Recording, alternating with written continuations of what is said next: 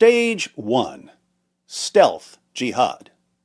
When Muhammad and his followers were only a tiny minority of the population and couldn't have won a physical confrontation with non-Muslims, they were commanded to preach a message of peace and tolerance. The revelations Muhammad received during this time proclaimed a future judgment for unbelievers. Allah will one day punish those who reject Muhammad. But in the meantime, to each his own. Live and let live. Coexist. A characteristic chapter from this period is Surah 109. Say, O unbelievers, I do not serve that which you serve, nor do you serve him whom I serve. Nor am I going to serve that which you serve, nor are you going to serve him whom I serve. You shall have your religion, and I shall have my religion. At this stage, Muslims weren't allowed to fight, even to defend themselves against persecution. What's interesting, however, is that even though Muhammad was outwardly preaching a message of peace and tolerance, behind closed doors, he was already plotting to conquer Arabia and other lands. One day, some of Muhammad's tribesmen went to his uncle, Abu Talib, because they wanted to arrange a truce with Muhammad. All they wanted was for Muhammad to stop insulting their beliefs.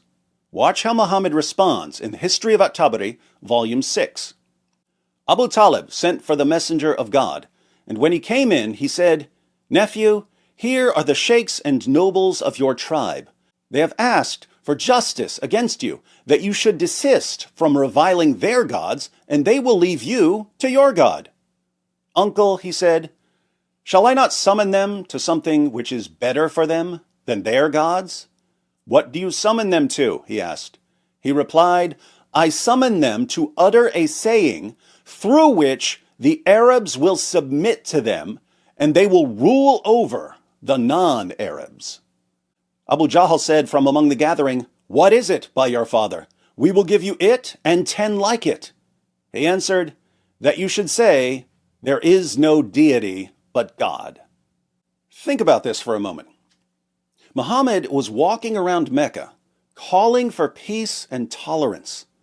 But behind the scenes, he was telling the Quraysh, join me, and other Arab tribes will submit to us, and we'll rule over the non-Arabs, Christians, Jews, Persians, and so on.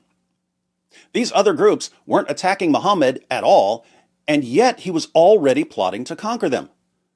What did he need if he wanted to subjugate non-Muslims? He needed an army